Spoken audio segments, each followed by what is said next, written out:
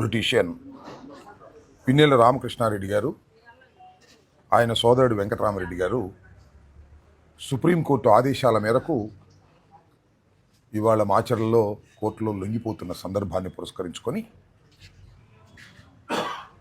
మేము వెళుతున్నామనేటువంటి ఒక ఉద్దేశంతో పోలీసు వారు ఉదయమే వచ్చి అందరి ఇళ్ళ దగ్గర కాపలాలు కాశారు. మా ఇంటి దగ్గర, అదేవిధంగా నూరి ఫాతిమా గారి ఇంటి దగ్గర, తెనాలి శివకుమార్ గారి ఇంటి దగ్గర, పల్నాడు జిల్లాలో అందరు కోఆర్డినేటర్స్ ఇళ్ళ దగ్గర కూడా పోలీస్ బందోబస్తు పెట్టి హౌస్ అరెస్టులు చేసి ఎవరు వెళ్ళకోకుండా నివారించారు. ఓకే, నేను ఈ సందర్భంగా చెప్పదలుచుకున్నది ఏంటంటే, పిన్నెల రామకృష్ణారెడ్డి గారు కోర్టులో హాజరవుతున్న సందర్భాన్ని పురస్కరించుకొని ఎవరైనా వెళ్ళవచ్చు, తప్పులేదు. నివారించే పని మీరు చేస్తున్నారు. ఇది ఒక్కటే కాదు, పోలీసు వ్యవస్థ మొత్తం ఇవాళ రాష్ట్రంలో క్రైమ్ని అరికట్టాలనే ఉద్దేశం లేదు. రాష్ట్రంలో దొంగసారా కాస్తున్నారు, పట్టుకుందామనే ఉద్దేశం లేదు. గంజాయి విచ్చలవిడిగా అమ్ముతున్నారు, దాన్ని పట్టుకోవాలనే ఉద్దేశం లేదు. రాజకీయ కక్షలకు మాత్రమే పోలీస్ యంత్రాంగాన్ని విపరీతంగా ఉపయోగిస్తున్నారు. ఇది దురదృష్టకరమైనటువంటి పరిణామం. నేను ఈ సందర్భంగా ఒకటే అడుగుతా ఉన్నా, నారా చంద్రబాబు నాయుడు గారిని అరెస్ట్ చేసినప్పుడు పవన్ కళ్యాణ్ గారు బయలుదేరి వచ్చారు, మీకు గుర్తుంది కదా. వస్తే అయ్యా 144 ఉంది, యాక్ట్ 30 ఉంది, మీరు ఇంత పెద్ద ఎత్తున ఊరేగింపుగా వెళ్ళడానికి వీల్లేదు అని పోలీసు వారు నోటీస్ ఇస్తే ఏం చేశాడు? రోడ్డు మీద పడుకున్నాడు. అంటే ఆయన సినిమా యాక్టర్ కాబట్టి రోడ్డు మీద పడుకుంటే 10 మంది వస్తారనుకుని రోడ్డు మీద పడుకుని గందరగోళం చేశాడు. గందరగోళం చేయటమే కాదు, అసలు ఇది ప్రజాస్వామ్యమా, పోలీసులు ఈ విధంగా అడ్డుకుంటారా అని చాలా పెద్ద ఎత్తున గొడవ చేశారు. మరి వాళ్ళు ఏంటని అడుగుతా ఉన్నా. ఒక శాసనసభ్యుడు, మాజీ శాసనసభ్యుడు కోర్టుకు హాజరవుతున్న సందర్భంలో మేము వెళతామని మా ఇళ్ళకాడ పోలీసు బందోబస్తు పెట్టి ఎంతమందిని పెట్టారండి? ప్రతి ఇంటి దగ్గర ఓ 10-15 మందిని పెట్టారు. సుమారుగా పోలీస్ ఫోర్స్ అంతా ఈ గుంటూరు, పల్నాడు జిల్లాల్లో దీనికోసమే పెట్టినటువంటి సందర్భానికి ఏం సమాధానం చెప్తారో తెలుగుదేశం పార్టీ అని అడుగుతా ఉన్నా. లేదు పవన్ కళ్యాణ్ గారు ఏం సమాధానం చెప్తారో చెప్పమని అడుగుతా ఉన్నా. మీకైతే ఒక న్యాయం, మాకైతే ఒక న్యాయం. ఇవాళ మాత్రం మీరు ప్రశ్నించరు, ఇవాళ మాత్రం ఇది కరెక్ట్ అని అంటారు, కాముగా కూర్చుంటారు, విచ్చలవిడిగా ఏదో మాట్లాడేటటువంటి ప్రయత్నం చేస్తున్నారు. అంతేకాదు, లోకేష్ గారు చంద్రబాబును అరెస్ట్ చేసినప్పుడు లోకేష్ వెళ్తుంటే రోడ్డు మీద ఆపేస్తే ఆయన పెద్ద గందరగోళం చేశాడు. సరే, ఇదంతా కూడా రెడ్ బుక్లో ఉన్నటువంటి రాజ్యాంగంలో వారు రెడ్ బుక్ ప్రవేశపెట్టారు కదా, దానిలో భాగంగానే ఇవాళ పిన్నెల రామకృష్ణారెడ్డి గారి మీద, లేదు వాళ్ళ అబ్బాయి వాళ్ళ తమ్ముడు పిన్నెల వెంకటరామరెడ్డి గారి మీద పెట్టిన కేసు ఏంటి అసలు నేను తెలియగలుగుతాను. ఏంటి కేసు అది? ఒకసారి పూర్వపురాలకు వెళ్తే గుండ్లపాడు అనే విలేజ్లో 2 వర్గాలు ఉన్నాయి.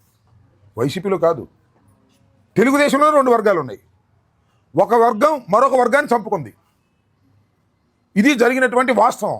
ఈ వాస్తవం నేను చెప్పలా, పత్రికలు రాయలా, ఆ రోజు ఉన్నటువంటి ఎస్పీ గారు చెప్పాడు. ఇమ్మీడియట్గా ఈ మడ్డలు జరగంగానే ఆ సంఘటనా స్థలానికి వెళ్ళినటువంటి ఎస్పీ గారు ఇది తెలుగుదేశం మధ్యన జరిగినటువంటి ముఠా తగాదాల వల్ల ఈ హత్యలు జరిగాయని చెప్పాడు. ఫస్ట్ వాస్తవం చెప్పాడు.